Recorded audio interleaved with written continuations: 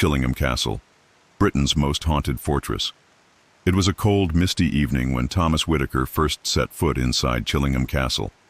The wind howled through the crumbling battlements, carrying with it the faint, almost human wails of some distant, unseen torment. Whitaker was not a man easily frightened. He had studied history, walked through ruins, and even camped alone in the Scottish Highlands. But the moment he crossed the threshold of Chillingham, a peculiar unease gripped him. Something about the air was different, thick, heavy, and charged as though the stones themselves remembered centuries of suffering. The castle had stood in some form for nearly 7 centuries. Its walls had witnessed the rise and fall of families, battles waged and lost, feasts of triumph, and horrors no living soul wished to remember. By the time Whitaker arrived, most of the surrounding village had long abandoned talk of the castle, whispering only when the wind carried his words, and even then with an undertone of fear. They spoke of the Blue Boy, a spirit that haunted one of the upper chambers, a figure dressed in worn 17th century attire with eyes as dark as the winter sky, forever pacing the cold stone floors, unable to escape a violent past. Whitaker, despite the warnings, was drawn forward. The outer courtyard, illuminated by a waning moon, revealed weathered stones slick with frost. The scent of damp earth and decay clung to the air, almost like perfume to the lingering spirits. He pushed open the massive oak doors and entered the great hall. Inside, the remnants of opulent life remained, faded tapestries depicting the battles and hunts of centuries past, suits of armor that had not moved for hundreds of years, and a great hearth, blackened with soot, yet somehow still exuding an aura of warmth, though not the warmth of comfort but of ancient authority. A silent reminder that these walls had been owned and dominated by the powerful and, sometimes, the cruel. The stories told of Chillingham Castle were not merely of ghosts seen at dusk or shadowy figures glimpsed from a corner. They were of real, documented horrors. The castle had once served as a fortress and prison during England's border wars, and its chambers were said to have witnessed unimaginable cruelty. Prisoners, both human and animal, were subjected to acts so barbaric that the air itself seemed saturated with echoes of pain. One chamber, now referred to as the Bloody Chamber, had been notorious for its method of punishment, a place where prisoners were confined in near total darkness, sometimes for months, their cries echoing off cold stone walls and leaving marks not only on their bodies but, legend had it, on the walls themselves. Whitaker moved deeper into the castle, his footsteps muted against the cold flagstones. Each room seemed to carry its own mood, a kind of residual memory. In one chamber he noticed the air grow inexplicably colder. His breath fogged before him, though the room should have been at near normal temperature. And then, as if summoned by some invisible force, he heard it. The faintest whisper, a childlike voice saying a single word over and over. Help! Help! The sound was so quiet that he first thought it was his imagination. But as he strained his ears, he realized it was coming from above, from one of the upper floors, where the Blue Boy was said to linger.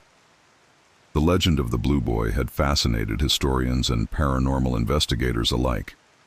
He was believed to have been a young nobleman, caught up in the violent power struggles that characterized northern England during the 1600s. Accounts varied. Some said he had been murdered in his chamber by those seeking his inheritance. Others claimed he had been locked away by jealous rivals and died of neglect. What remained consistent was the report of his appearance.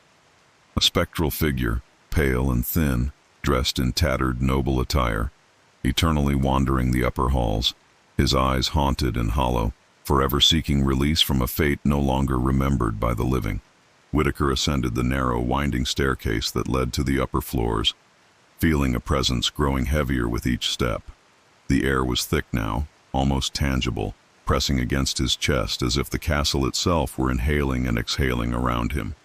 At the top of the stairs he paused, and there it was, the faintest shimmer, like moonlight caught on disturbed air. A silhouette materialized at the far end of the corridor, a boy in blue just as the tales had described.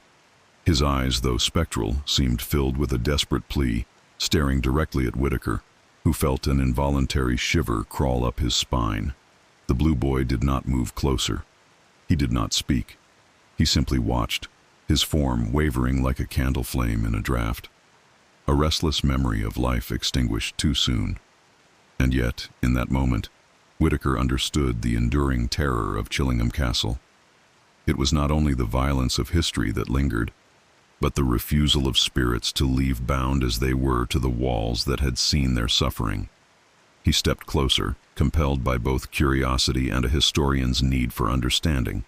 The temperature dropped further, and he felt the unmistakable sensation of something brushing past his arm. Not physical, yet undeniably present. The whispering grew louder, now filling the corridor, more voices joining, overlapping in a cacophony of sorrow. Children, soldiers, prisoners, all crying out in voices that had not been heard in centuries. The effect was almost intoxicating, a combination of fear, awe, and a morbid fascination. Whitaker moved to the chamber where the Blue Boy had last been seen, and the stories seemed to take form around him. Faded bloodstains on the stone floor, impossible to remove, and the smell of iron lingered. Shadows shifted independently of his movements. In the far corner he caught glimpses of another figure, a man bound, hunched over, barely human. Could this be another spirit, one forgotten in the retelling of Chillingham's history? The lines between the real and spectral blurred. The historian's mind raced with the stories he had read, the tortures in the castle, the cattle ghosts said to wander the halls, the countless soldiers who died defending its walls, and the nobles who thrived in cruelty above them. And now, standing within it, hearing the whispers, seeing the shimmer of a child lost to history, Whitaker realized that Chillingham Castle was not simply haunted in the stories. It was haunted in every stone, every echo, every draft that slid through its corridors. Yet as he stood frozen, the Blue Boy began to fade, slipping back into the mist that filled the upper corridors, and with him the voices softened but did not vanish, leaving Whitaker with a question that would haunt him long after he left. How many of the souls bound to Chillingham Castle were doomed to wander forever, and how many had yet to awaken waiting for the next curious visitor to cross the threshold? The castle had shown him but a fragment of its story, and Whitaker knew, with a growing sense of dread, that the horrors of Chillingham Castle were not meant to be fully comprehended. Some histories, it seemed, were designed to endure, not in books, but in the lingering shadows of those who could never rest. Whitaker spent the night in a small chamber near the castle's great hall, trying to document his first observations, but sleep was elusive. Every creak of timber and echo in the stone corridors felt like a footstep following him. When he closed his eyes, the visions of the Blue Boy and the shadowy figures of long-dead prisoners returned, more vivid than ever, as if the castle itself had seeped into his dreams. The rain tapped gently against the narrow windows, but even that familiar sound seemed to carry whispers from the past, echoing the groans of those who had been confined and forgotten. Morning came with a gray, oppressive sky, illuminating the castle in a dull, spectral light. Whitaker ventured further, determined to explore the lesser-known chambers. These were the rooms less visited by historians and tourists, where the walls themselves bore stories in the form of scratches, stains, and markings that no renovation had ever erased. One such chamber, known to locals as the Chamber of Suffering, contained evidence of punishments long since outlawed. Chains hung from the walls and ceiling, rusted yet intact, suggesting that those who had been bound here endured days or weeks in isolation. Whitaker ran his fingers along the iron, imagining the weight of human bodies, the ache of suspended limbs, and the psychological torment that must have accompanied such confinement. The castle had a unique relationship with animals as well. Stories told of cattle and horses kept within its stone walls, not merely for sustenance but for darker purposes. Some accounts suggested that animals were used in experimental treatments or punished as proxies for human prisoners, their wails adding another layer of spectral unrest to the castle's already haunted ambiance. Even today, visitors claim to hear phantom hooves echoing in the hallways, or the low moan of a long-dead ox in the mist outside the castle ice walls. Whitaker made careful notes, aware that these reports, though seemingly folkloric, were part of the psychological imprint that the castle had left on the region for centuries. As he climbed to the upper floors, He discovered the library, a dusty room that smelled of decayed parchment and stone. It was here that the castle's recorded history mingled with legend, as many noble families had chronicled the deeds, both glorious and cruel, that occurred within these walls. Whitaker found detailed accounts of the O'Carroll clan's governance, feuds with neighboring clans, executions, and instances of extreme punishment. One entry described a young servant accused of theft, confined in a dark, narrow closet for days without food or light. Upon release, the boy's hair had turned gray, his eyes haunted by shadows that never left him. Such stories, Whitaker realized, were not isolated incidents. They formed a tapestry of human cruelty interwoven with supernatural lore. Whitaker paused as he felt the sudden drop in temperature typical of the castle's upper floors.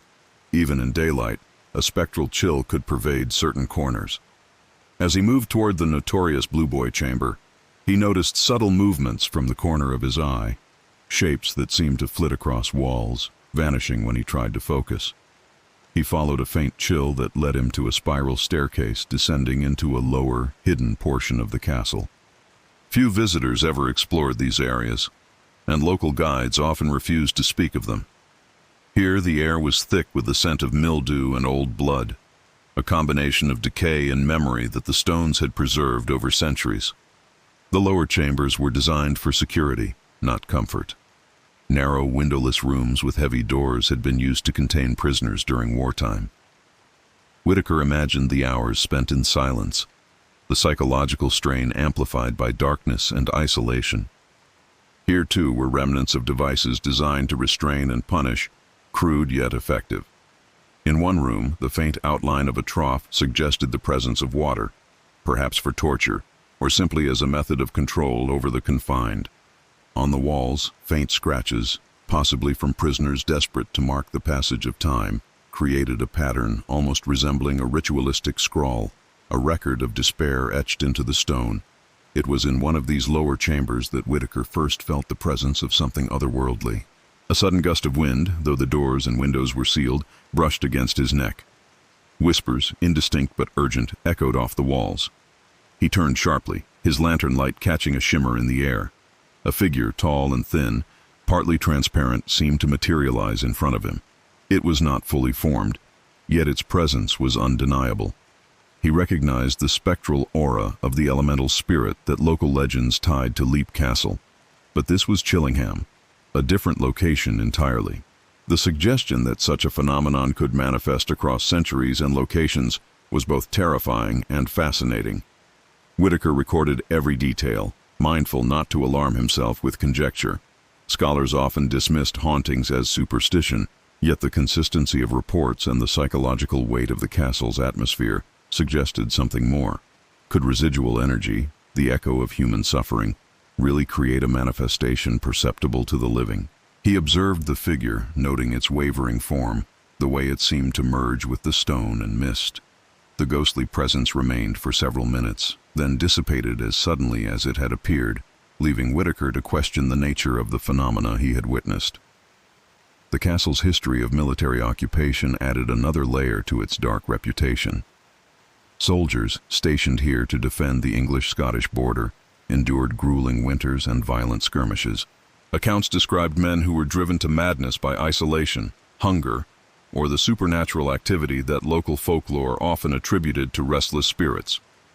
Whitaker considered the possibility that many spectral sightings were not simply the result of imagination, but rather echoes of trauma, an imprint left on the physical structure by those who had suffered within its walls. As the afternoon shadows lengthened, Whitaker explored the so-called Bloody Staircase, a narrow stone stairwell where prisoners were said to have been executed or thrown down for minor transgressions. The air was cold and thick, and he felt an almost magnetic pull downward. It was here that he encountered the faint, sorrowful whispers again, voices overlapping, blending into a chorus of anguish. The presence of the supernatural was subtle, yet undeniable. A tug at his sleeve, a flicker of shadow, the sense that unseen eyes were watching every move. Even as daylight waned, Whitaker was reluctant to leave. The castle, with its layered history of cruelty, power struggles, and inexplicable phenomena, had imprinted itself on him in ways he could scarcely articulate. He began to understand the enduring power of such a place. Chillingham Castle was not merely haunted by one spirit or one event, but by the cumulative suffering of countless individuals over centuries. Its corridors were repositories of emotion, memory, and energy that defied simple explanation. As night approached, Whitaker prepared to descend into the dungeons where the worst atrocities were rumored to have occurred.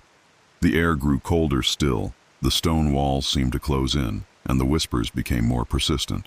He realized with a mixture of fear and fascination that he was not merely exploring history, but walking within a living memory, a place where the boundaries between the past and the present, the living and the dead, were porous and fragile. And yet, for all the horrors he had witnessed, there remained an unresolved question, one that would linger far longer than the chill in his bones. If the souls of Chillingham Castle were bound to its walls, were they aware of the living intruding upon their realm? And if so, what would they do next? As night settled over Chillingham Castle, a heavy fog rolled in from the surrounding fields, curling around the battlements and seeping into the narrow courtyards. Whitaker, now well aware that the castle was more than mere stone and history, prepared to explore its deepest and most infamous chambers. The dungeons lay below, a network of stone corridors and cells, where centuries of suffering had unfolded, where prisoners had been confined, tortured, and sometimes left to vanish without a trace. The weight of history pressed upon him as he descended the spiral staircase, each step echoing off the walls with a hollow, spectral resonance. The first chamber he entered was known locally as the Dark Cell. Only a small slit allowed any light from above, and even that barely penetrated the gloom. The air was thick, cloying, heavy with the scent of damp stone and something indefinably metallic. Whitaker could feel the psychological weight of those who had been confined here.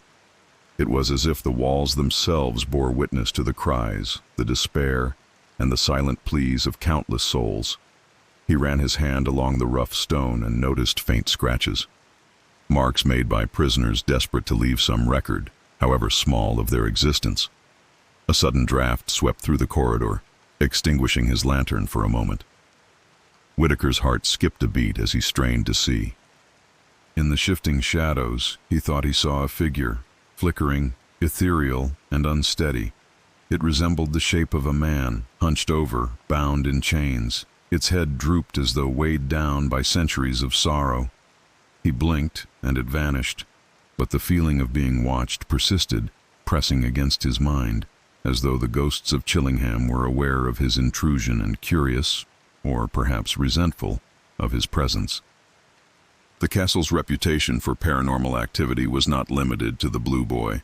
Accounts detailed spectral soldiers, phantom animals, and shadowy figures that drifted through corridors at random, appearing in the peripheral vision of visitors before dissolving into nothing.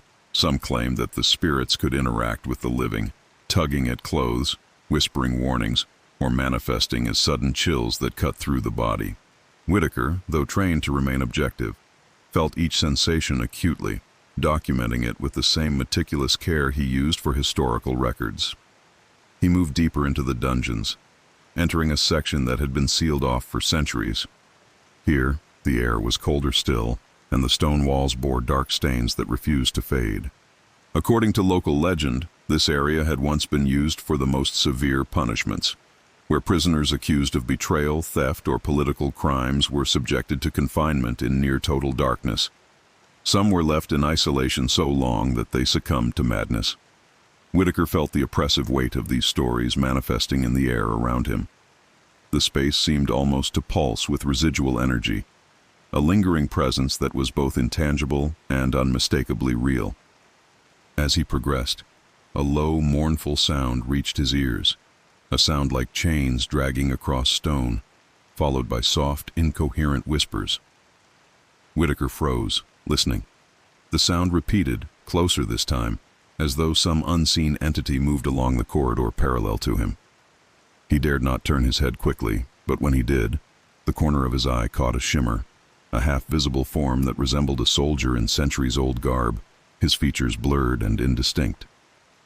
The figure faded almost immediately, leaving only the echo of chains and a cold draft. Whitaker's notes recorded everything: the temperature fluctuations, the fleeting shadows, the faint whispers, but he also documented the psychological toll. The castle seemed designed to disorient, to heighten awareness and fear. The combination of isolation, architecture, and centuries of human trauma created an environment in which the boundary between reality and apparition became almost meaningless. The further he went, the more intense the presence of spirits became, until he could no longer determine whether the flickers of shadow were products of imagination or genuine manifestations. Eventually, he reached the infamous Bloody Chamber. It was a narrow room, dark even under the faint light of his lantern. The walls bore deep scratches, gouges from centuries past, and the floor had patches that resisted cleaning or renovation, stained in ways that suggested something violent had occurred. Local folklore claimed that those who entered this room uninvited could experience visions of past executions, reliving the terror of prisoners who had faced their end here. Whitaker felt a cold pressure in his chest, a tightening of the air that made each breath laborious. Then he saw it, a faint silhouette, crouched in the corner. The form shifted and grew taller, a spectral figure bound by invisible chains, its head tilted as though observing him. The blue boy was not present here, but the sense of lingering, restless energy was unmistakable. Whitaker's exploration revealed that Chillingham Castle's horrors were cumulative. Every era added a layer: medieval nobles who exercised cruel justice, soldiers who suffered brutal discipline, and prisoners who had left behind more than just memories. They had left impressions in the very fabric of the castle. Each corridor, each chamber, each stairwell was infused with this energy, manifesting as fleeting shapes, chilling drafts, and whispers in the darkness. Hours passed as Whitaker navigated the dungeons, documenting spectral occurrences and historical evidence alike. And then, in a moment that would remain burned in his memory, he felt a sudden, tangible touch, a cold hand brushing against his shoulder. He turned, and in the corner of the chamber, he saw a figure unlike any he had encountered, a man in tattered armor, eyes glowing faintly, standing rigid but emanating a palpable sense of sorrow and rage. The touch, though gentle, sent a shiver through his entire body, as though the past itself had reached out to acknowledge him. He retreated slowly, feeling the oppressive atmosphere of the dungeons begin to lift as he ascended the stairs to the upper floors. Yet even as he reached the light of the main hall, the echoes of the lower chambers followed him. Faint whispers, a dragging of chains, a shadow passing just beyond his vision. Whitaker realized that Chillingham Castle did not release its horrors with distance. They clung, ever present, waiting for the next intruder, the next curious historian, or the next unwary visitor to wander into its embrace. By the time he emerged into the cold night air, his notes complete and his lantern nearly extinguished, Whitaker felt a mixture of exhaustion and awe. The castle had revealed only fragments of its history and its hauntings. There were chambers left unexplored, events left undocumented, spirits whose stories had yet to be told, and the question lingered, unsettling and persistent. How many souls still wandered the stone corridors of Chillingham? And would they ever find the rest that eluded them in life or in death? As he walked away from the castle, the blood-red moon rising behind the battlements, Whitaker could not shake the sense that he had been watched not only by history, but by the restless dead. The fortress of blood had shared its secrets, but only partially, leaving him with both understanding and dread, a realization that some histories were not meant to be fully comprehended, and that some spirits were never meant to rest. Whitaker returned to Chillingham Castle the following evening, determined to explore the remaining upper chambers that had eluded him. The evening air was dense with fog, the kind that seemed to swallow the faint glow of lanterns and diffuse the already ghostly illumination from the moon. Each step along the courtyard's uneven stones seemed to echo with history, reverberating not just through the physical space, but through the centuries of sorrow, anger, and restless spirits that had accumulated within the castle walls. He felt a magnetic pull toward the most notorious areas, the tower chambers and the royal suites, long abandoned yet stubbornly echoing the lives of those who had walked them before. Ascending the spiral staircases, Whitaker noticed the subtle changes in temperature, the familiar prelude to the castle's spectral manifestations. In the corridors, The shadows moved independently of his lantern's light, and the whispers returned, forming a tapestry of past and present that was impossible to ignore. One corridor in particular seemed to thrum with energy. The very stones appeared to vibrate, as though resonating with memories of centuries of human emotion. Fear, cruelty, sorrow, and occasionally fleeting joy. Here, Whitaker understood. The castle was not merely haunted by figures or sounds, but by the echoes of entire lives, compressed and embedded into the very fabric of the building. He reached the chamber of the Blue Boy once again, this time intent on observing the phenomena more closely. The spectral figure emerged, pale and ethereal, its eyes deep pools of eternal longing. The air was charged, and Whitaker felt a tug at his consciousness, an awareness that transcended simple visual perception. It was as if the spirit recognized him, acknowledging his intrusion into a space that had long belonged solely to the dead. The Blue Boy paced in his typical restless manner, yet this time he lingered, gazing directly at Whitaker with a haunting intensity. Whitaker's historical research suggested that the Blue Boy had died under ambiguous circumstances, his body discovered long after the event, and his presence in the upper chambers seemed to mirror the unresolved tensions of his life. The young noble's energy had not dissipated, leaving only the husks of stone and mortar as witnesses. Whitaker realized that he was observing not merely a ghost, but a preserved fragment of history, emotion and trauma so potent it had become tangible. The castle itself seemed to bend around the presence of the Blue Boy, shaping shadows and sounds to the cadence of his wandering. As he watched, the whispers intensified, forming partial words and phrases. Release. Remember. Help me. Whitaker's academic curiosity mingled with unease. He understood the ethics of observation here were delicate. Were these mere echoes, a psychological manifestation triggered by the oppressive atmosphere, or were they genuine communications from trapped souls?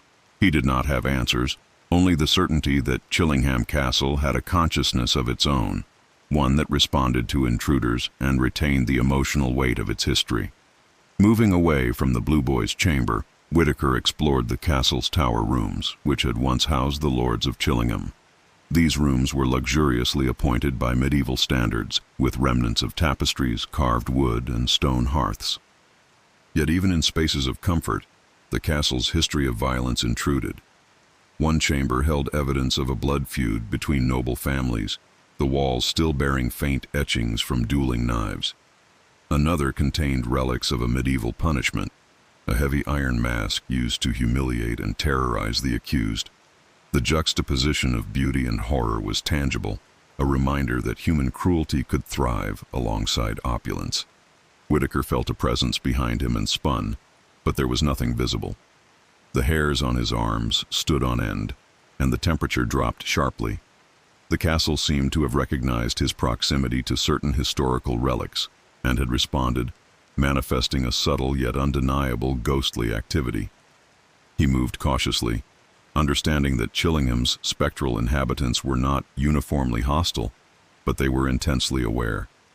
Every step, every gesture, every sound was observed. Descending to the courtyard once more, Whitaker reflected on the castle's cumulative energy. The dungeons, upper chambers, and even the towers were repositories of human experience, trauma, fear, ambition, and betrayal.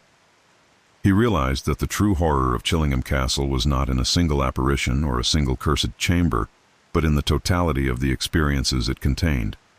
The castle was, in essence, a living museum of suffering, with spirits and echoes as its permanent exhibits. The Blue Boy's presence lingered even as Whitaker prepared to leave. The boy's spectral gaze seemed to follow him across the corridors, fading gradually only when Whitaker reached the main entrance. The castle exhaled as he stepped outside, the oppressive weight lifting, though a lingering sense of unease remained. The night air was damp and cold, and the sound of wind through the trees echoed like whispers of approval, or warning from unseen watchers. Whitaker considered the castle's ability to preserve emotion and memory. Centuries of history had not only left a mark on stone and wood, but had somehow become embedded in the very atmosphere, creating phenomena that defied conventional understanding. Each ghost, each whisper, each shadow was not merely a trick of perception, but a testament to lives lived and ended within these walls. The castle had become a vessel of history, a place where the living could feel the past as acutely as if it were present. As he walked away from Chillingham, the fog swirling around his feet and the silhouette of the castle looming behind him, Whitaker realized that no amount of scholarly analysis could ever fully capture the essence of what he had experienced. The Fortress of Blood had revealed fragments, glimpses into a reality layered with horror and history, but its deepest secrets remained hidden, locked in the interplay of stone, shadow, and spirit. He paused for a final glance, and in the faint moonlight, the upper windows of the castle seemed to flicker with movement. A shadow, a figure, or simply a trick of light. But it was enough to remind him that the story was far from over. Chillingham Castle's haunted corridors, its restless inhabitants, and its accumulated history of terror would continue to wait, silently and patiently, for the next visitor brave or foolish enough to enter.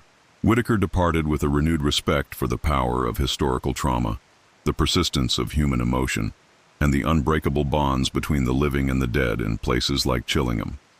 And though he had left the castle behind, the questions remained. How many spirits still wandered its halls? How much of the horror remained invisible yet present? And most chilling of all, what would happen when the next intruder crossed the threshold? Story 2. The Grey Lady of Chillingham. The story begins in the autumn of 1763, when a young governess named Eliza Harrington was employed by the Lord of Chillingham Castle. She arrived on a damp morning, the mist curling around the battlements and clinging to the forested grounds like a ghostly shroud. The castle's exterior loomed, imposing and forbidding, its stone walls darkened by centuries of rain and neglect. Eliza, accustomed to the grandeur of noble households, felt immediately out of place. Not because of the castle's architecture, but because of the subtle chill that seemed to emanate from the very stones, an almost imperceptible cold that reached beneath her skin. Her duties were typical of a governess: educating the children of the household, overseeing their behavior, and ensuring that the library and study remained in order. Yet, from her very first night, she sensed that Chillingham Castle was unlike any other place she had known. Shadows moved at the edges of her vision, and faint, unidentifiable sounds echoed through the corridors. At first, she attributed them to the age of the castle, the wind whistling through narrow crevices, the creak of ancient timbers. But as the nights passed, the phenomena grew more specific. On the third night, she heard soft sobbing in the hall outside her room. She hesitated before opening the door, fearing that a visitor had wandered in, but the corridor was empty. The sounds seemed to drift along the stone walls, growing louder and then fading, as though carried on an unseen current. She followed it instinctively to a long corridor near the eastern wing, known to servants as the lesser-used passage connecting the children's chambers to the upper hall. The temperature dropped sharply, and the lantern in her hand flickered as though struggling against an unseen force. And there she saw her, a tall, spectral figure, pale and veiled in a shimmering gray mist, gliding silently along the corridor. Eliza froze, her breath forming small clouds in the frigid air. The figure's features were indistinct, yet somehow human, elongated, and ethereal. Its eyes, dark hollows in a translucent face, seemed to focus directly on her, not in anger, but in a mournful plea.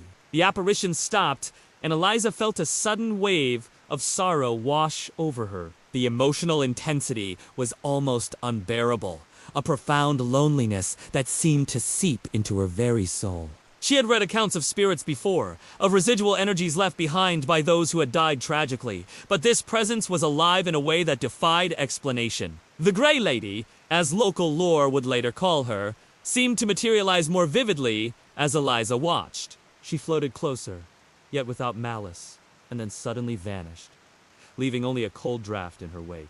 Elizino, shaken, returned to her quarters, questioning her own senses. Could this be a manifestation of the castle's energy, magnified by her imagination and the oppressive atmosphere of the ancient structure? Or was it truly a spirit tethered by a past tragedy, reaching out for recognition. The next day, she discovered fragments of history that began to contextualize the apparition.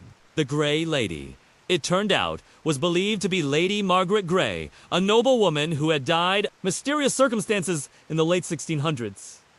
She had been accused of plotting against her family and was confined within the castle 4 weeks before her untimely death. Accounts suggested that she had vanished from the records as though she had never existed, her story obscured by deliberate erasure. Yet the castle, it seemed, remembered.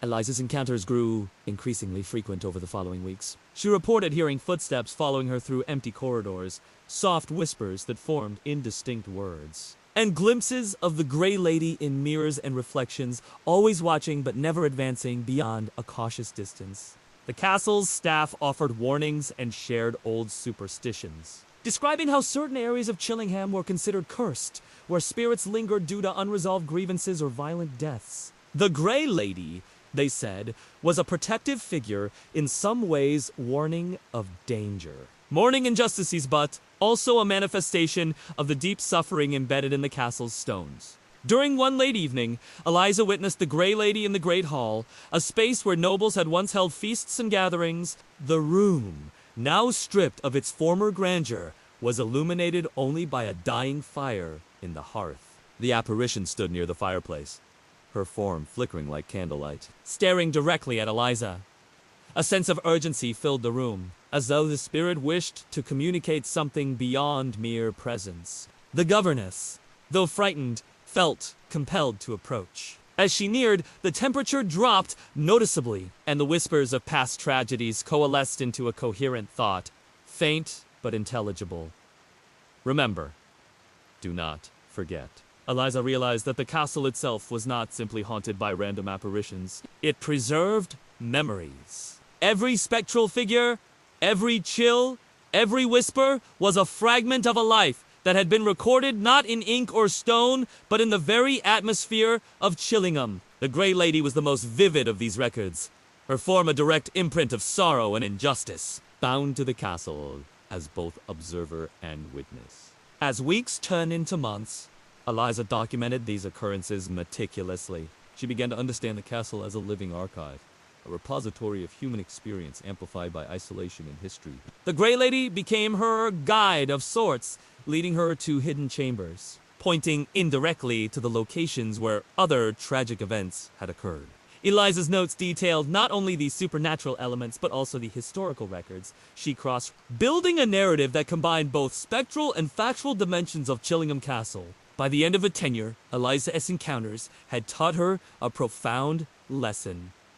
The castle's horror was not in violent hauntings alone, but in the accumulation of centuries of human suffering, grief, and injustice, all recorded in ways that transcended conventional documentation. The Grey Lady was both a guardian and a reminder, a bridge between the living and the dead, compelling recognition of the events and individuals that history often sought to erase. Even as she departed Chillingham, the memory of the Grey Lady lingered. Eliza knew that she had glimpsed only a fraction of the castle's haunted reality. Each stone, each corridor, each shadow carried a narrative of its own, and the Grey Lady's presence ensured that these narratives would not be forgotten, forever intertwining human history with the spectral echoes of the past. The following week, as the chill of early winter began to settle over Chillingham Castle, Eliza found herself drawn once more into the corridors where the Grey Lady's presence had been strongest.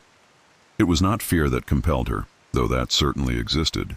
It was curiosity, a professional and personal need to understand the full depth of the castle's spectral narrative. Each room she entered seemed to pulse with residual energy, the whispers now more coherent, as though the spirits were responding to her prolonged attention. She returned to the upper chambers, the former bedrooms of the castle's lords and their families. Here she noticed subtle details she had previously overlooked. Scratches on the wooden floors, small gouges in the walls, and faint discolorations that resisted cleaning. These were not random marks. They told stories of confinement, rebellion, and desperation. One room in particular contained remnants of what seemed to have been a struggle.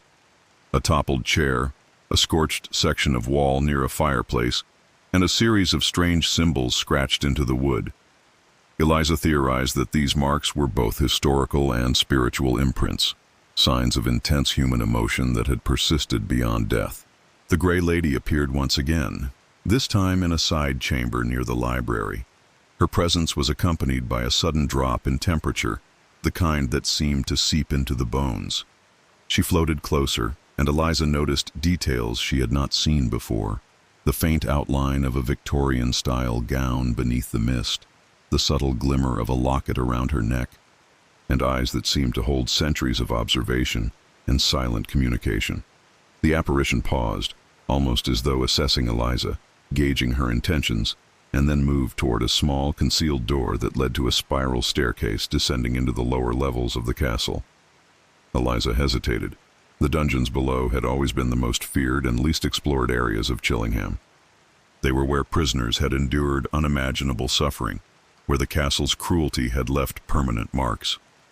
Yet the Grey Lady's movement was deliberate, guiding her toward what seemed like a hidden history.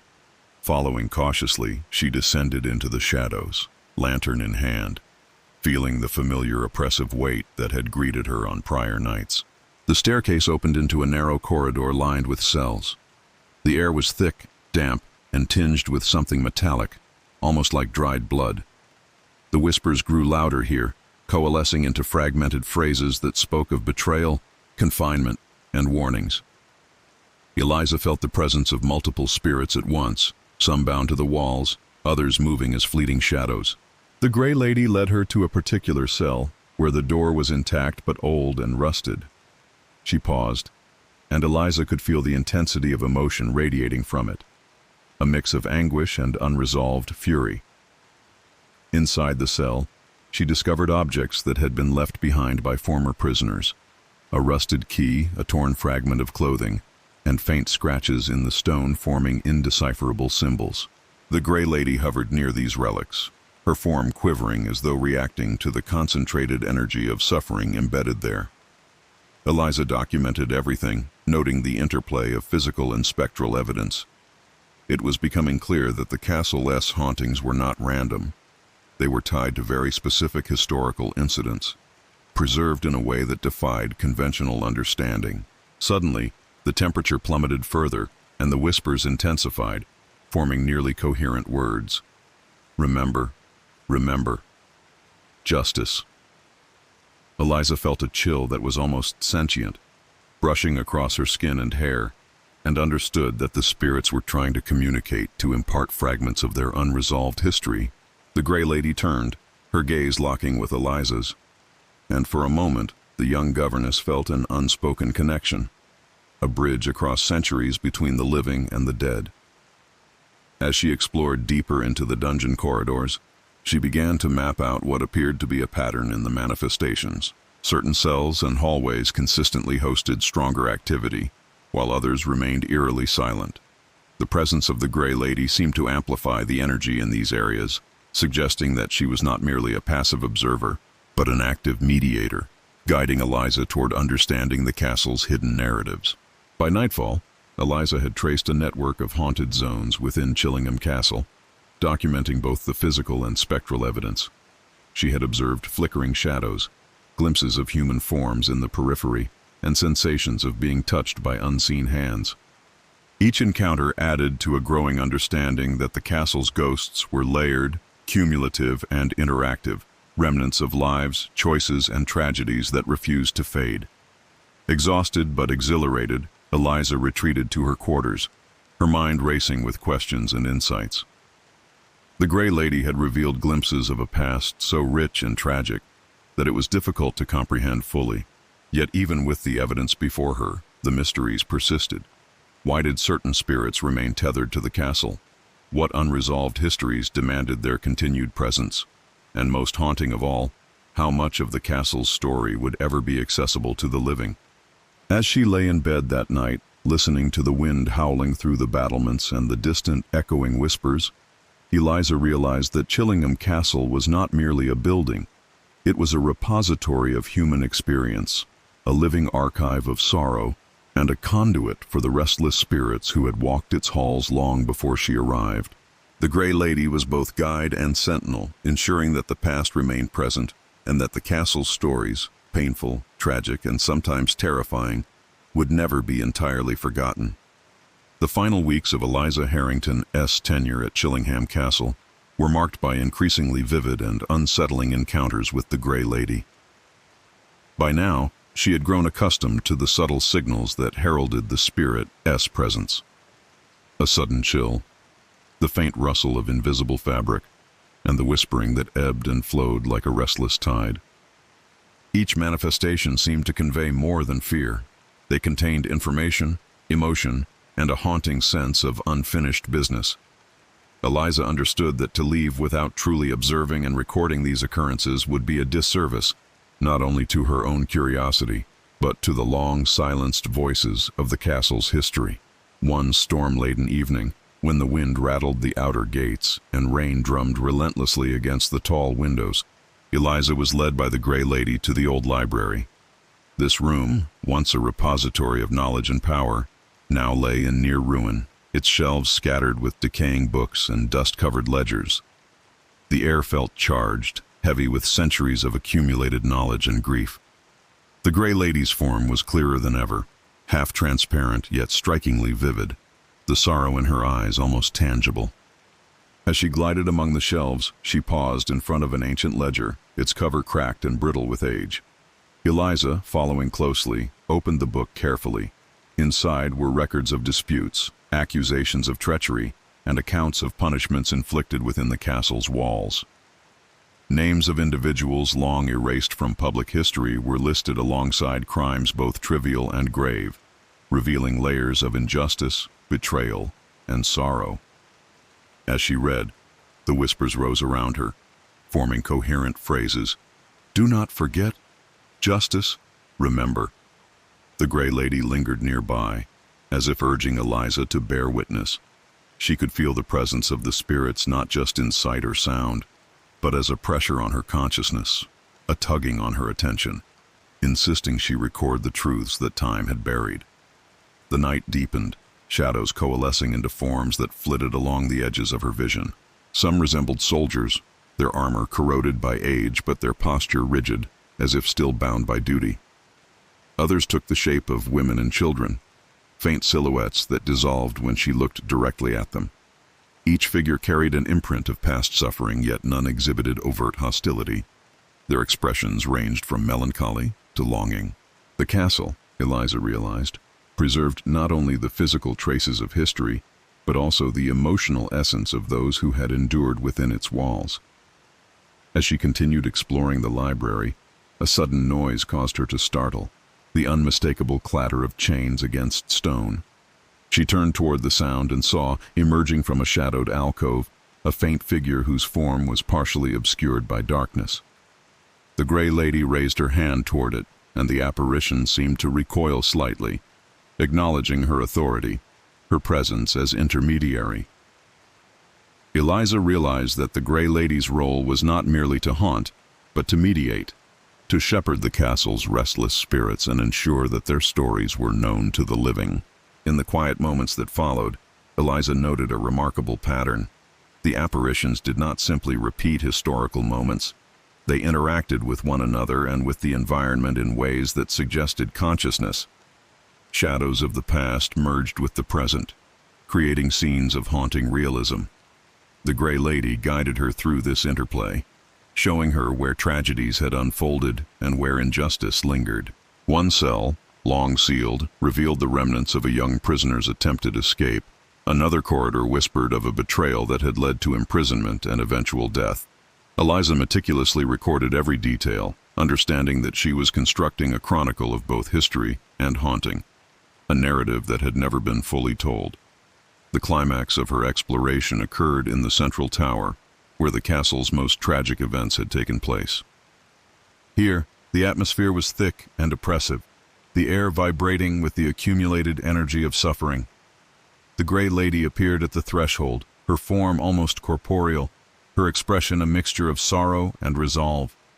She gestured toward the chamber, and Eliza, despite the chill that gripped her body, stepped forward. The room was empty, yet the energy was palpable. She could feel the weight of countless lives pressing upon her, each echoing the fear, pain, and unfulfilled desires of its former occupants. Suddenly, a whisper formed into a coherent phrase: "Bear witness, carry our stories."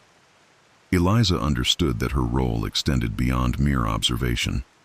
She was now a conduit, tasked with transmitting the realities of Chillingham Castle to the wider world. The Grey Lady lingered nearby, her presence both comforting and haunting, a reminder that the dead are never entirely gone when their stories remain untold. The emotional intensity of the chamber was almost overwhelming, yet Eliza remained focused, determined to honor the voices of those who had been silenced by time and circumstance. As dawn approached, the storm outside subsided, leaving a cold, misty light to filter through the tower windows. The Grey Lady's form began to fade, the sorrow in her eyes softening into an expression of quiet satisfaction. She had guided Eliza through the most intense manifestations of the castle's history, ensured that the stories were recorded, and in doing so, allowed her to experience a form of closure, for herself and for the spirits. Eliza felt a mixture of exhaustion, awe, and reverence as she descended the spiral staircase, her lantern flickering in harmony with the first rays of morning light. Upon leaving Chillingham Castle that day, Eliza understood that her time within its walls had changed her profoundly. The Grey Lady had revealed the layers of human experience that formed the castle's haunting, the cumulative horror of centuries of confinement, cruelty, and sorrow, preserved in the stones and the air. She had witnessed the subtle interactions between spirits and the environment, the way unresolved histories could manifest in tangible sensations, and the role of a guide, like the Grey Lady, in mediating these energies. The lessons of Chillingham Castle extended beyond ghost stories. They were a meditation on memory, history, and the persistence of human emotion. Each spectral encounter was a testament to lives once lived and struggles once endured, emphasizing the importance of remembrance. The Grey Lady herself embodied this principle, a guardian of history and a reminder that the past, however tragic, retains its voice when we choose to listen. Even long after she departed, Eliza's thoughts returned to the castle, to the corridors filled with whispers and shadows, to the Grey Lady's half-visible form, and to the profound sense of being watched, not with malice but with expectation. She had become part of Chillingham Castle's story, a thread in the tapestry of living and dead entwined across centuries. And the question that haunted her most: how many more stories remain hidden within those ancient walls, waiting for the next attentive observer to uncover them, to bear witness, and to honor the voices of the long silent dead?